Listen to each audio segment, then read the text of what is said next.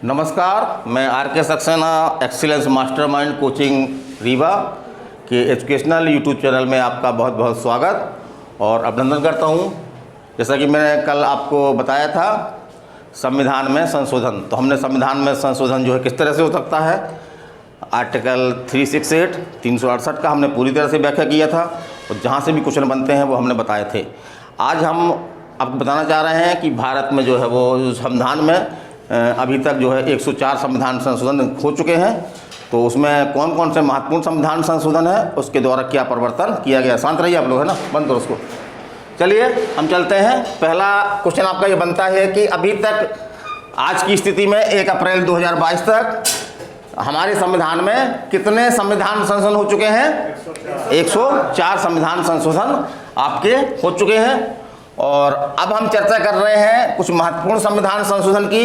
तो पूरे 104 संविधान संशोधन हमारे एग्जाम की दृष्टि से इम्पोर्टेंट नहीं है, बल्कि हम उसको छांट करके जो इम्पोर्टेंट है वो हम आज आपको बताने जा रहे हैं। तो इसको देखिए ध्यान से। तो सबसे पहले चलते हम प्रथम संविधान संशोधन, कौन सा वर्ष इसका, 1951। तो इसके द्वारा क्या किया गया था, तो इसके द्वारा संविधान में जो है वो 9वीं अनुसूची जोड़ी गई थी। तो जैसा हमको मालूम है कि वर्तमान में कितनी अनुसूचियां हैं, 12। जब हमारा संविधान बना था मूल संविधान में कितनी अनुसूचियां थी, 8 थी। तो प्रथम संविधान संशोधन द्वारा जो है वो 9वीं अनुसूची जोड़ी गई। और 9वीं अनुसूची क्या थी ये, तो इसको मुख्य रूप से ये भूमि सुधार कानून को लागू करने के लिए बनाई गई थी। इस सूची में ये प्रावधान है कि यदि कोई भी सब्जेक्ट, कोई भी कानून जो कृषि संबंधित है, उसको यदि 9वीं अनुसूची में डाल दिया जाएगा तो उस कानून को आप न्यायालय में चैलेंज नहीं कर सकते। लेकिन बाद में चल करके 9वीं अनुसूची का काफ़ी दुरुपयोग हुआ, क्योंकि इसमें एक प्रकार से न्यायालय में जाने पर जो है वो रोक लगती थी। तो फिर क्या किया, तमिलनाडु ने जो है वो भारी मात्रा में आरक्षण लागू किया और उस आरक्षण कानून को जो है वो 9वीं अनुसूची में डलवा दिया संसद से सहयोग लेकर के। तो इस प्रकार से 9वीं अनुसूची का दुरुपयोग होने लगा। तो न्यायालय ने अब फिर ये कहा कि 9वीं अनुसूची जो है न्यायालय की समीक्षा के बाहर नहीं है। न्यायालय इस आधार पर समीक्षा कर सकता है कि जो 9वीं अनुसूची का मुख्य उद्देश्य था, क्या जो अधिनियम उसमें डाला गया है 9वीं अनुसूची में, क्या वो उसके संगत है या नहीं। चलिए हम आगे चलते हैं। अगला संशोधन कौन सा है आपका, 7वां संविधान संशोधन द्वारा। तो इसमें क्या किया गया, पहले राज्यों की 4 श्रेणियां हुआ करती थी, A, B, C और D। तो इसमें क्या किया गया, राज्यों की जो है वो श्रेणियां समाप्त कर दी गई और 2 श्रेणी के राज्य बनाए गए। पहला राज्य, दूसरा केंद्र शासित प्रदेश। तो और एक काम और किया गया कि भाषा के आधार पर राज्यों के गठन की स्वीकृति दी गई। तो 1953 में एक अलग से आयोग ही बनाया गया था, राज्य पुनर्गठन आयोग। तो उसकी सिफारिश पर जो है वो 1956 में भाषा के आधार पर राज्य बनाए जाने लगे। और जो पहला राज्य था भाषा के आधार पर बनने वाला राज्य कौन था, भाषा के आधार पर बनने वाला पहला राज्य, ये आपके कई एग्जाम में आया कई बार, कौन था आपका, आंध्र प्रदेश था। तो अगला संविधान संशोधन हम लेते हैं 9वां संविधान संशोधन 1960। तो इसके द्वारा क्या किया गया, तो इसके द्वारा जो है वो भारत में एक क्षेत्र था बेरूबारी का क्षेत्र, उसका नाम था बेरूबारी। उस क्षेत्र को जो है वो पाकिस्तान को दे दिया गया। तो ये याद रखिए कि क्वेश्चन आया है इसमें एग्जाम में। अगला देखते हैं हम 13वां संविधान संशोधन। तो इसके द्वारा क्या किया गया, नागालैंड को जो है वो भारत का राज्य बनाया गया। कौन सा बनाया गया, क्रम लिखवाए सर ना, कौन सा था क्रम बताए थे इसका, नागालैंड का है नहीं बताया, चलिए छोड़िए। अगला है आपका 18वां संविधान संशोधन। इसके द्वारा कौन कौन राज्य बनाए गए, पंजाब और हरियाणा, है ना, ये पूछा गया एग्जाम में क्वेश्चन। फिर आपका 21वां संविधान संशोधन। तो इसके द्वारा जो है वो ये कई बार आया एग्जाम में क्वेश्चन, बहुत इंपॉर्टेंट है। इसके द्वारा क्या किया गया, सिंधी जो भाषा है उसको 8वीं अनुसूची में जो भाषा दी गई है उसमें शामिल किया गया। तो 15वीं भाषा थी ये, क्योंकि जब हमारा संविधान लागू हुआ था तो 8वीं अनुसूची में कितनी भाषाएं थी, 14 थी, है ना। 15वीं भाषाएं ये हो गई। अब तो वर्तमान में बढ़कर के कितनी हो गई हैं, 22 हो गई हैं। अब तो वर्तमान में बढ़कर 22 हो गई हैं। ये हमने पिछले वीडियो में बताया है आपका, उसको देख सकते हैं आप। फिर आगे आपका 24वां संविधान संशोधन।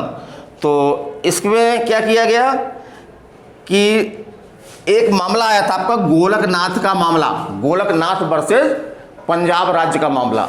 इसमें न्यायालय ने, सुप्रीम कोर्ट ने ये निर्णय दिया कि अनुच्छेद 368 में मूल अधिकारों में संशोधन करने की संसद को शक्ति प्राप्त बिल्कुल नहीं है। माने कि संसद जो है वो मूल अधिकारों में संशोधन नहीं कर सकती। यदि कोई संशोधन करेगी तो ये असंवैधानिक होगा। फलस्वरूप इसके निर्णय को, गोलकनाथ के निर्णय को अप्रभावी करने के लिए, है ना, उसके प्रभाव को खत्म करने के लिए 24वां संविधान संशोधन लाया गया और यह स्पष्ट रूप से संविधान में ऐड कर दिया गया कि संविधान में संशोधन करने की शक्ति संसद की असीमित शक्ति है, वो मूल अधिकार में भी संशोधन कर सकती है। ठीक है। फिर अगला संविधान संशोधन कौन सा है आपका? अगला 26वां है। तो ये एग्जाम में आया है आपका, ये इस रूप में आया है क्वेश्चन के रूप में कि किस संविधान संशोधन द्वारा पीबी पर्स को समाप्त कर दिया गया। तो किस संविधान संशोधन द्वारा? 26वें संविधान संशोधन द्वारा। और ये पीबी पर्स है क्या? तो भारत में आज़ाद होने के बाद भारत में जो है वो बहुत सारे राज्य थे, छोटे छोटे रियासतें थीं। तो इन रियासतों को भारत में मिलाने के लिए जो है वो इनको एक सालाना कुछ रकम डिसाइड कर दी गई थी। जो जैसी रियासत थी उसके अनुसार पे सालाना उसको जो है वो राशि दी जाती थी भारत सरकार के संचित निधि से। जैसे किसी को 2 लाख रुपए सालाना, किसी को 10 लाख रुपए सालाना, किसी को 50 लाख रुपए सालाना, जो जितनी बड़ी स्टेट हुआ करती थी, जो जितनी बड़ी रियासत थी। जब इंदिरा गांधी प्रधानमंत्री बनी तो उन्होंने कहा कि नहीं, अब भारत में जो है वो लोकतंत्र है और कोई राजतंत्र नहीं है, तो जनता के पैसा को जो है पीबी पर्स के रूप में दिया जाना उचित नहीं है। तो उन्होंने ये संविधान संशोधन लाया और क्या कर दिया, क्या किया, पीबी पर्स को जो है वो समाप्त कर दिया गया। फिर अगला देखते हैं हम, अगला कौन सा आपका 36वां संविधान संशोधन। तो इसमें जो है वो सिक्किम को भारत के 22वें राज्य के रूप में जोड़ा गया, 22वां राज्य बन गया सिक्किम भारत का। ठीक है। अगला हम चलते हैं 42वां संविधान संशोधन 1976। इसका सन याद रखिएगा, इसका सन पूछा गया एग्जाम में कि किस वर्ष का है ये, 1976 का है। और 1970 में इसको लागू किया गया था, 1970 में इसको लागू किया गया था। तो इससे क्वेश्चन आपका यही बनता है कि अभी तक जो भी हमने कितने संशोधन हुए अभी तक 104 हुए हैं। तो यदि हम 104 अभी तो हमने नहीं पढ़ा है क्योंकि ये पार्ट फर्स्ट है संविधान संशोधन का, एक पार्ट हमारा और होगा जो आगे आएगा आपका। तो अभी हमने केवल इसमें संविधान 44वें संविधान संशोधन तक बताया है, उसके आगे हम पूरा बताएंगे आपको 104 तक के लिए। तो हमने तो देखे हैं पूरे संशोधन। तो एक क्वेश्चन इससे ये भी बनता है कि सबसे बड़ा संविधान संशोधन कौन था जिसमें संविधान में बड़ी मात्रा में जो है वो परिवर्तन किए गए। तो आपका यही था 42वां। तो इसमें एक क्वेश्चन बनता है आपका कि सबसे बड़ा संविधान संशोधन कौन था आपका, कौन सा था, 42वां। और इतना बड़ा था ये कि एक प्रकार से इसको मिनी संविधान की संज्ञा दी गई। क्या दी गई, मिनी संविधान, मिनी संविधान इसको जो है वो कहा गया।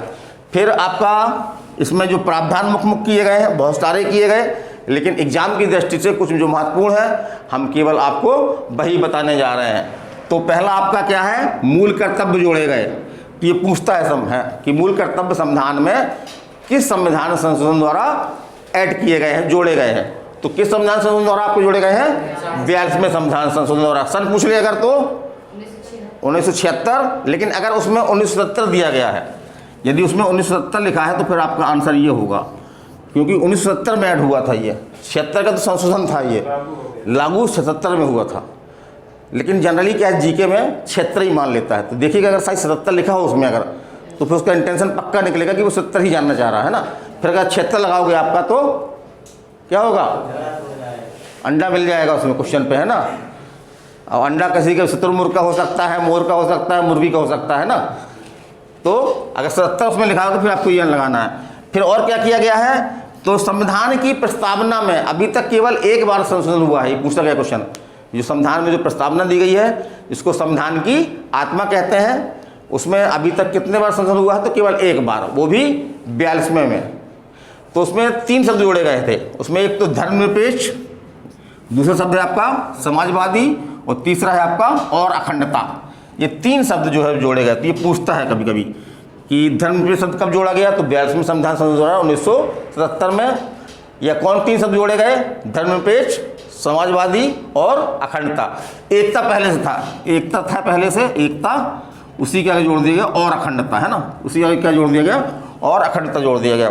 फिर अगला देखते हैं हम, तो लोकसभा एवं विधानसभा का जो कार्यकाल होता था वो होता था कितना? 5 वर्ष। उसको 1 साल के लिए बढ़ा करके क्या कर दिया गया? 6 वर्ष कर दिया गया। तो ये ध्यान रखिएगा, पूछता है 5 वर्ष से बढ़ाकर क्या कर दिया गया? 6 वर्ष कर दिया गया। और एक प्रावधान और किया गया कि पहले ये प्रावधान था कि जो राष्ट्रीय आपात था उसको लागू करना है तो पूरे भारत में लागू होगा एक साथ, यह कहीं लागू नहीं होगा। तो इस संविधान संशोधन में ये प्रावधान कर दिया गया कि इसका पूरे भारत में लागू करना आवश्यक नहीं है। जिन क्षेत्रों में आवश्यकता है उन क्षेत्र विशेष में इसको जो है वो लागू कर सकते हैं। ठीक है, आगे चलते हैं हम, यही हो गया आपका। फिर अगला संविधान संशोधन कौन सा आपका? 44वां संविधान संशोधन 1978। तो इसमें सबसे जो महत्वपूर्ण क्वेश्चन बनता है वो एक क्वेश्चन ये भी बनता है कि दूसरा बड़ा संविधान संशोधन कौन सा था आपका? यही था। सबसे बड़ा कौन था आपका?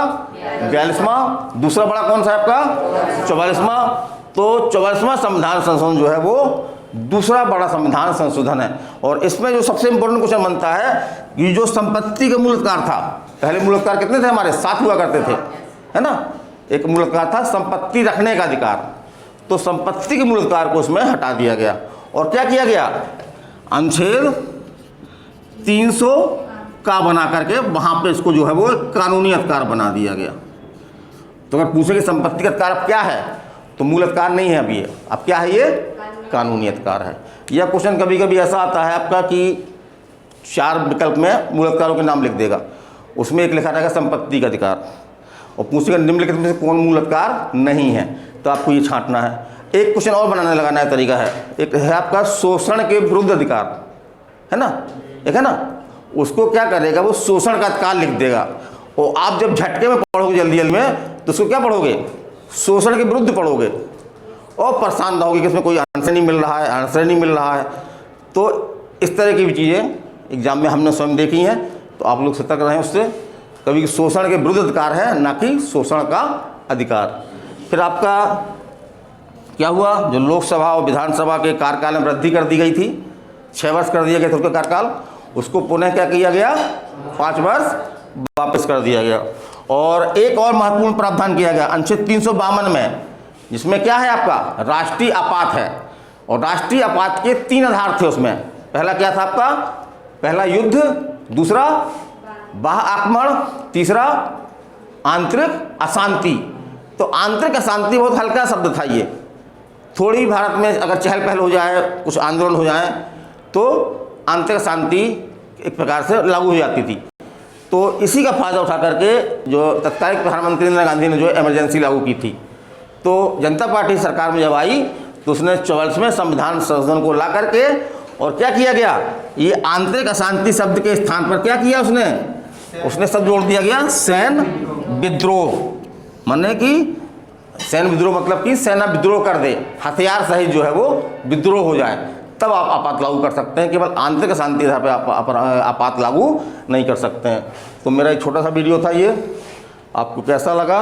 और अभी ये पूरा कंप्लीट वीडियो नहीं है, ये आपका पार्ट 1 है ना। इसका पार्ट 2 भी मैं जल्दी बनाऊंगा, हो सकता कल बना दूं, उसको देखिएगा, जिसमें मैं अभी तक जो 104 संविधान संशोधन हुए हैं संविधान में, तो सब तो नहीं बता रहा मैं, क्योंकि सब बताने कोई मतलब भी नहीं है। मैं केवल उन्हीं का उल्लेख कर रहा हूं जो आपके एग्ज़ाम की दृष्टि से इम्पोर्टेंट हैं। तो इस प्रकार से ये मेरा आज का टॉपिक ख़त्म तो नहीं कहूँगा, क्योंकि इसका पार्ट 2 बचा हुआ है अभी, लेकिन फ़िलहाल अभी जो है वो 2nd पार्ट तक के लिए मैं आप सभी लोगों से विदाई लेता हूँ। नमस्कार, धन्यवाद।